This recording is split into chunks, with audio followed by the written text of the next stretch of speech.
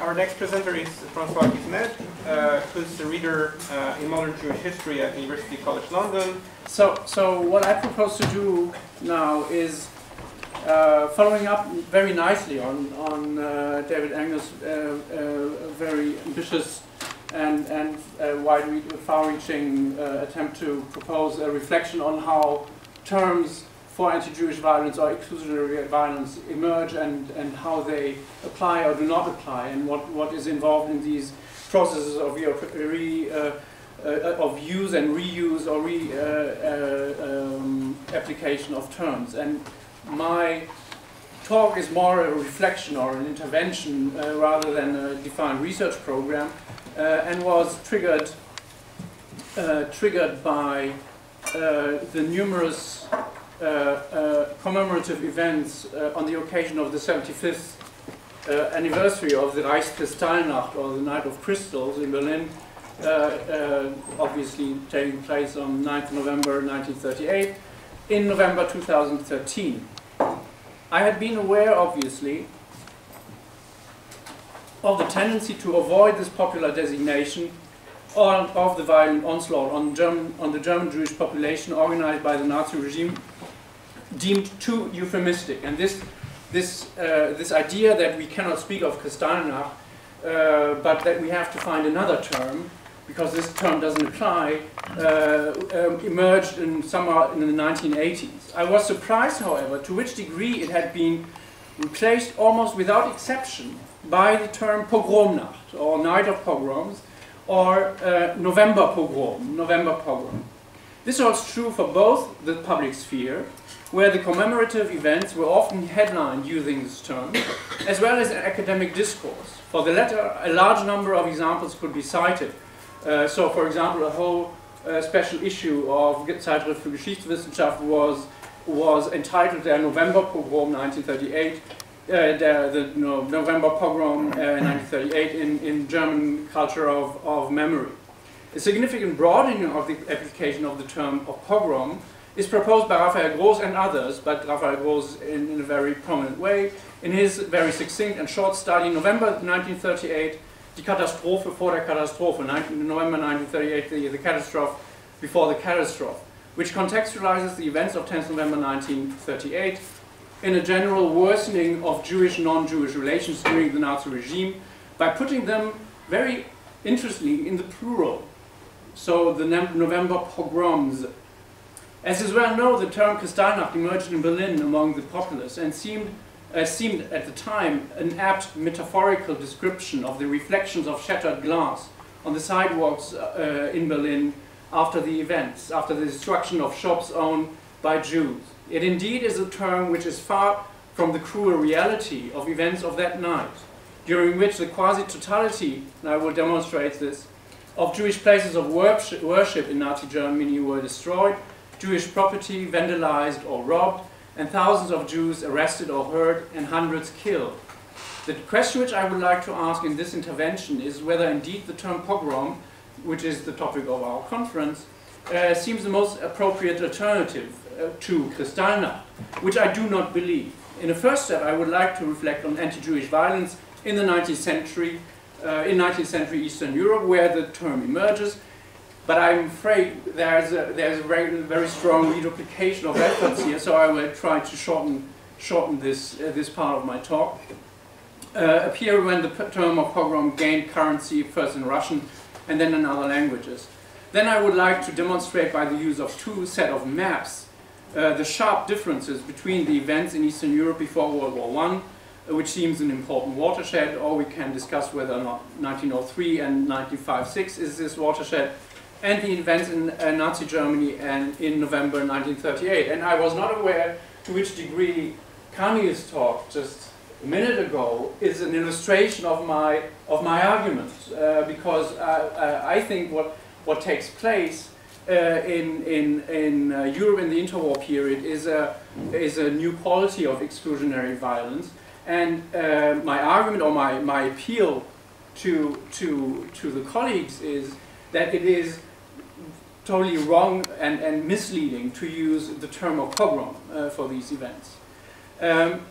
My own involvement in research on anti-Jewish violence or pogroms in Eastern Europe goes back to my predecessor at University College London, John Clear, whose last monograph I edited together with Dr. Lars Fischer and Helen Clear, because John had passed away without being able to complete his last monograph, which is an authoritative study about the wave of pogroms in Tsarist Russia and in 1881-82. And I will sum up his description of what a pogrom is. Several factors justify a description of the events of 1881-2 as Russia's first modern pogroms. First, they were essentially an urban phenomenon, despite many minor rural episodes, and can be usefully compared with other outbreaks of rioting in a Russian state undergoing urbanization. Second, unlike early events in Odessa, which might be considered proto-pogroms, they were a mass phenomenon that spread in waves through modern means of communication, the railroads, the telegraph, and most of all, the printing press.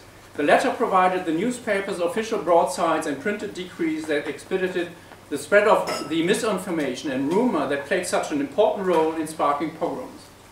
Most importantly, these factors established the idea of the anti-Jewish pogrom in the popular mind, creating a precedent and model for future riots. And I would like to give you one short citation from 1871, how a, so to speak, pre-modern, I mean, anti-Jewish riot, which would not be mass-based, which would not correspond entirely to this model, would play out in Warsaw in 1871. On the evening of Sukkot, cheery and even-minded Jewish families had sat down in their beautifully decorated huts as a mob of around 15 Christians assaulted them and beat them and kicked men, women, and children. The head of police in this 9th district angrily dismissed the complaint, claiming it to be a non-issue as nobody had been killed. The very next day, uncouth youths attacked a Jewish funeral, but this time the perpetrators were arrested.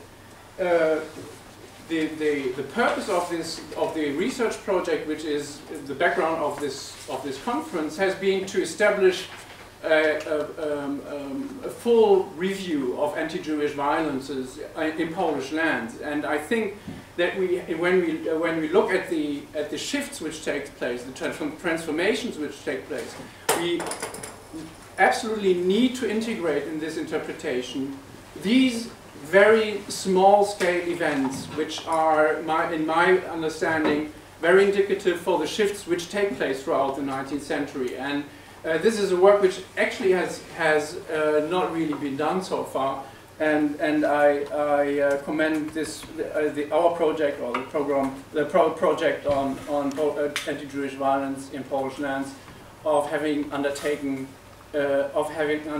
this task. Based on this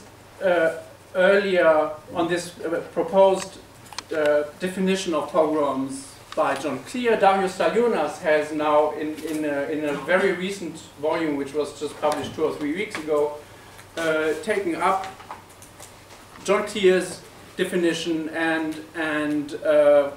based also on about which we heard earlier, the definition which was proposed by Werner Bergmann from the Center for Study of Antisemitism in Berlin, the following definition: a one-sided and non-governmental form of social control.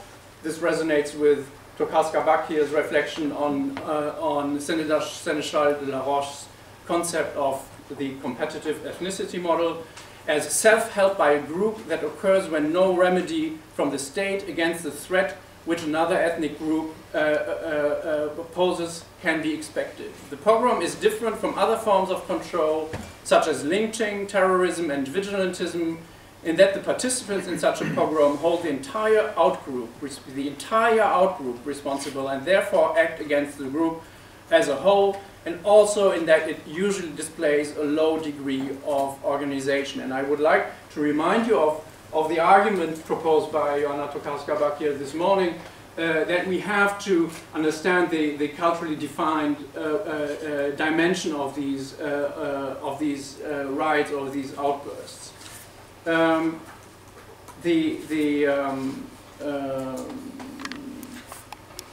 The central characteristics of this of the modern pogrom, as John Clear proposes to understand it, is the unexpected outbreak of violence after small. The outbreak of violence in 1881 goes back, as is well known and established, to a tavern brawl in Elisabethgrad in the aftermath of the assassination of Tsar Alexander II.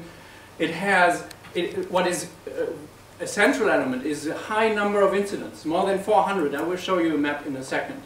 More than 400 incidents between April 81 and May 1882 in 3 major waves of violences. It was violence perpetrated by the neighbors. And there are 2 recent attempts to understand this neighborly dimension of the violence. This is Tim Buchen about Galicia in 1908 and Darius Salinas about Lithuania, where this culturally defined, highly culturally defined dimension of the violence is reflected, that it is about a re-establishing of order, re-establishing of a balance. It is not, and this is very important when we think about how the term of pogrom then becomes translated and or applied to things like terror policies of the Narodowa Demokracja, or not to speak of German Nazi extermination policies. These cases of, even if these are modern pogroms, these are not pogroms which have an attempt to annihilate the neighbor, annihilate the neighboring community. It is to re-establish, as Tokarska-Bakir has explained this morning, to re-establish the good order. And it is quite fascinating to see that Professor Tokarska-Bakir and Tim Buchen and Darius Salinas in Vilnius and quite a number of other, Mirosław Sabo in Berlin, all come to the same conclusion, that it is an outburst of violence which is, but still including the idea that by committing these violences, which are morally wrong but which are necessary, something like a balance is re-established. The new quality of what happens in the 20th century, starting in the interwar period, will be quite obvious. What is important in contradistinction between 19th century occurrences of violence and with violence which starts in Chisinau in 1903 is the intermediate level of violence. In all 400 riots, anti-Jewish riots in southern Russia, there are around 40 people who get killed. 20 of them are pogromists and 20 are Jews. If you think about the number of incidents, this is an intermediate level of violence. It is not one which is putting murder at its first objective. And it did most notably occur. We talk about our Russian pogroms or Russians. It occurs in what Putin nowadays calls Novorossiya. It takes place in the southern provinces of the empire, a region which is of not long-standing Jewish residents, in contrast to the territories of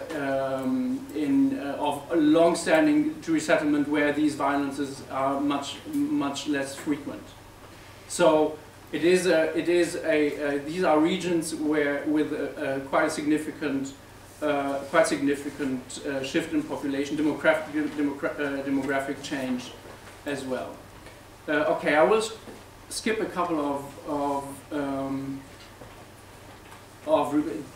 reflections about definition, because I really don't want to repeat what has been said before. I think that Sénéchal de la Roche's competitive ethnicity model is certainly the most, and about relative deprivation, is certainly the most relevant to apply for 19th century events. I think that Paul Brass' reflections about the individual responsibility of those who perpetrate the violence is something we need to take into consideration. I think we need to differentiate a bit more his understanding of the pogrom entrepreneur, of the pogrom specialist. I think this is a group which we still have to understand more completely. I would argue, not in the least based on my reading of the recent study by Tim Buchen about Galizien, that we need to understand especially the role of the mediators more precisely, the translators who translate new ideas about the enmity of the Jews, or the depravity of the Jews, or the szkodliwość of the Jews, the harmful character of the Jews in practical steps. And these are not necessarily the journalists, teachers, or preachers. These are the small functionaries. These are the people who have a certain amount of authority, but not who don't give orders. They facilitate the crossing of the line. And there's, in the 19th century, you still have a line which needs to be crossed in order to perpetrate violence. Okay, let me see what we have here. Here we have the map. This is the map of the first 10 days of the anti-Jewish violence in southern Russia. The first 30 days of more than a full year of anti-Jewish violence. If you look, I mean, I had the pleasure to put this map together. The main characteristic, I don't ask you to really study the map, it's very difficult to read, I did it myself 2 minutes ago, we always speak about waves. If you take the archival records about anti-Jewish violence in southern Russia in 1881 and 1882, you see that this is more like fireworks. It's not waves which move along smoothly. Pogroms break out or happen in a variety of unpredictable places, in a vast region. What does happen is that indeed you have a place like Smela and many other places of the type where you have one incident and you have then a spreading of incidents around it, like 5 or 6 incidents happening 1 day or 2 days or 3 days later. This is what people have often perceived as waves. But beyond that, there are no waves. It is a Jew baiting fest which lasts for a year in a variety of locations. So how come that we use the term of pogrom when we speak about the Nazi period?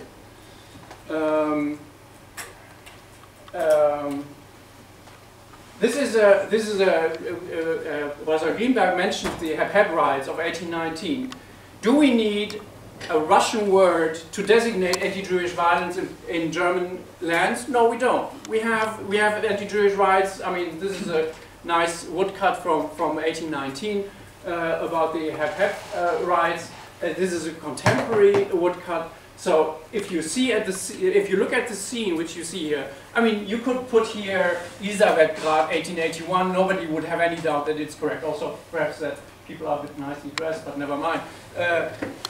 This is just a riot. This is exclusionary violence. So the term of pogrom is like Kristallnacht, is a pogrom which emerges and seems to fit. So why do we speak when we look at you don't need this one.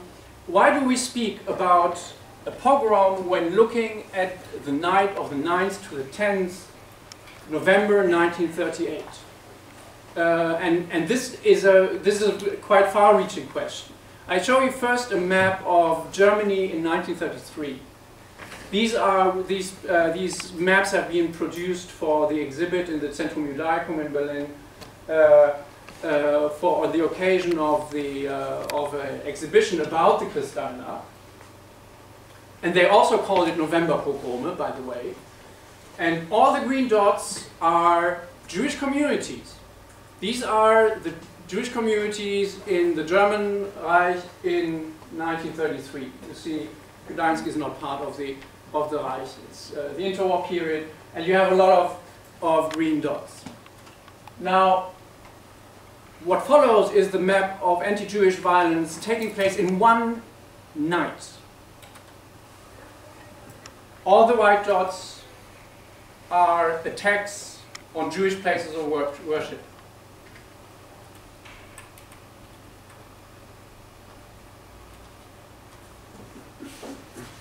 Okay, what I want to say, what I want to show with these two maps, or with these three maps, is that there is a very, very significant difference between what happens in southern Russia in 1930, and what happens in Russia in 1881, 1882, and what happens in Nazi Germany in 1938. This is a qualitative difference.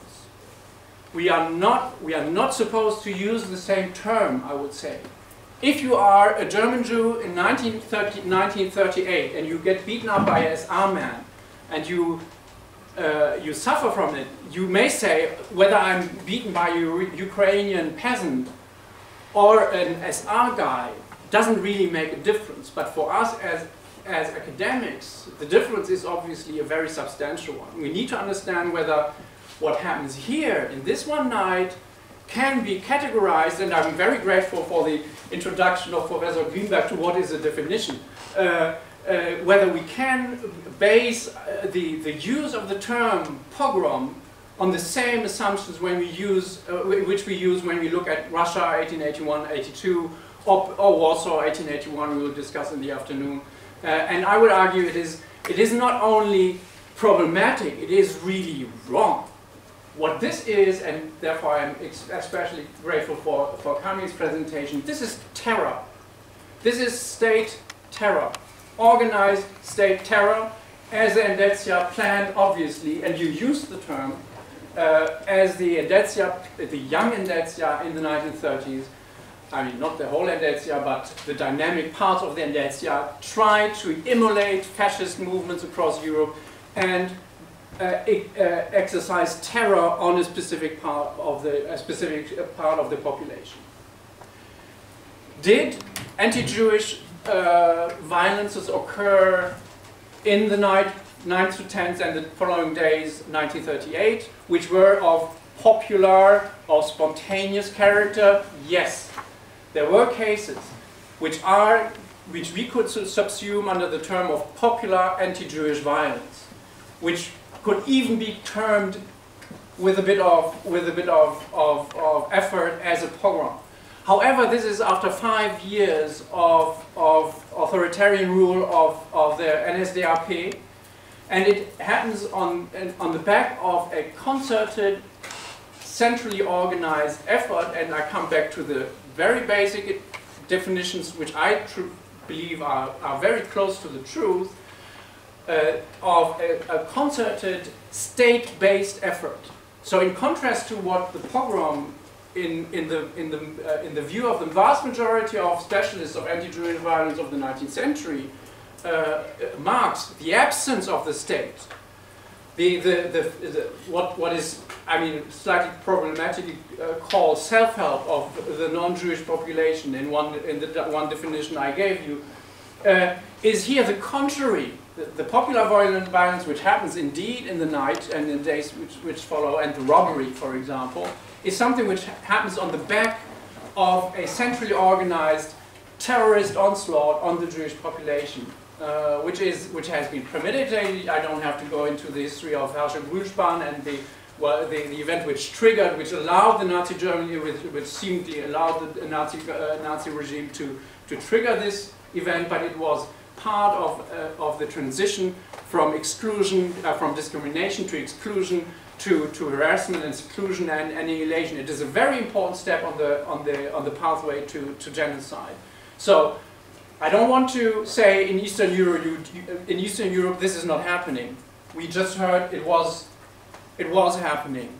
And it happened not only in Poland. We can look at Hungary, we can look at Lithuania. We have very similar events. So I'm not trying to to protect Eastern Europe from this interpretation of anti-Jewish violence. But we should certainly be more careful when we talk about 20th century occurrences, whether the term of pogrom is legitimate. I would argue it is not, and I would plead it's a completely futile effort because the term pogrom for 1938 is so well established that it doesn't work.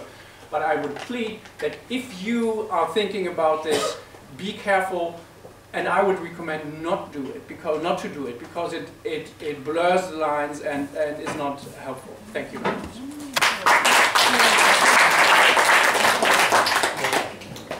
Any direct commentary or question now? Yeah. Is it the case that that in Austria the Jews were concentrated in a few places, or is it really true that there were very few? There were very few in Austria. There were very few attacks. Yeah, much less. Yeah. Yeah. Yeah.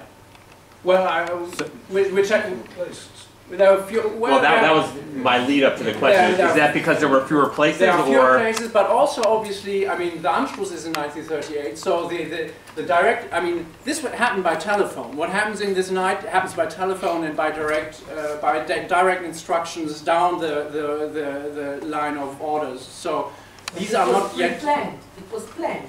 Yes, but not in the connection to Austria was not yet established in the same way as it was throughout the empire. Only 8 months after the action. Yes. Yeah. But what you are trying to show here, what is marked in white, what is the rationale here? Can you please in one sentence? Well, I didn't get it. I'm totally confused, and I'm waiting for the discussion to hear some others. Oh, what I want to show trying to show with what?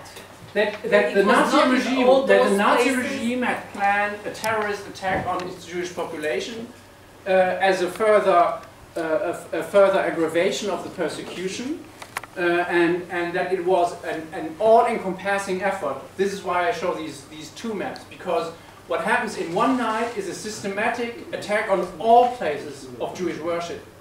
It is a symbolic, violent, terrorist exclusion of the Jewish population.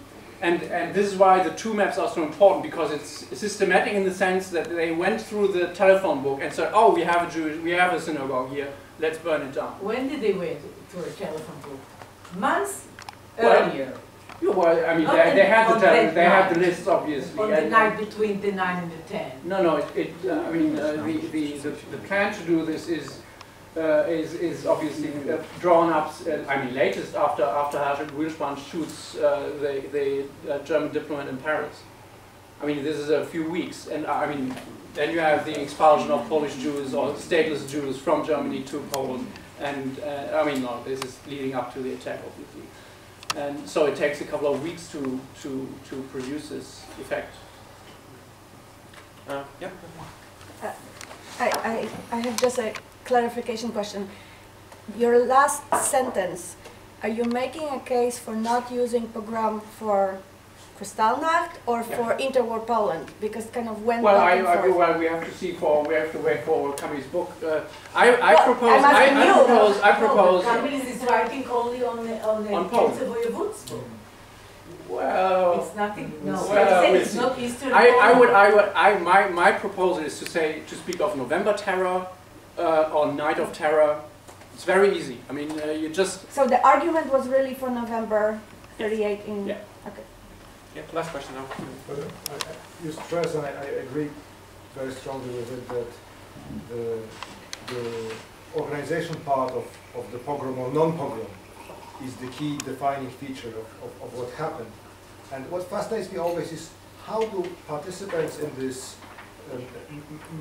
mob or collective violence, where do they know how to behave? What gives the consistency of behavior across wide space? And in this case, you can say, well, there was an order by telephone. But when you go, for example, to Christopher Browning and Józefów killing, local officers and soldiers didn't know how to kill the Jews. How do participants in the violence know how to behave so they behave so consistently across such a wide space? It's archetypic culture. I think very important difference between pogroms in Eastern Europe before World War I and this event is this happens in the night, the others happen during the day. The anti-Jewish violences in Eastern Europe of the traditional type, let's say the modern traditional type, we are looking at a variety of things here, obviously, is something which has, as I mentioned in my introduction, has a very strong ritualistic side. We have very few views of that. I mean, people would draw up the situation. This is included in John Keel's book, where you have the bystanders, the famous bystanders. These are elegant women with umbrellas protecting their light skin from the sun while the beating is going on. In 1938, this is in the night. There are normally, this is obviously done by people of the SR, sometimes supported by simple party folk members, but the populace is not there, and where it's there, it's cordoned off. So, which is, I don't want to exculpate the German population. There's a lot going on before that and around this event, but it is a different kind of performance. It's a different kind of stage, and what is performed is a different kind of play, or not play, a different kind of drama. And I think we have to look at these details with great care, and we should not. And just a very short last remark. My colleague at UCL, Mary Fulbrook, speaks of communities of memory when she looks at the dynamic character of what is sometimes called cultural or collective memory or communicative memory. I think this is one element to it. We see exclusionary violence on a wide scale in Europe, in Eastern Europe, Central Europe. And we try to make sense of it, and trying to make sense of it, we do the opposite actually, because we apply a term which doesn't work for this. We call it pogrom, somehow exterritorializing semantically what is happening here to Eastern Europe. This is a very German thing to do. I mean, that the Germans call this pogroms is understandable. That the whole scientific community calls it a pogrom is a blunder. Okay, thank you, Francois.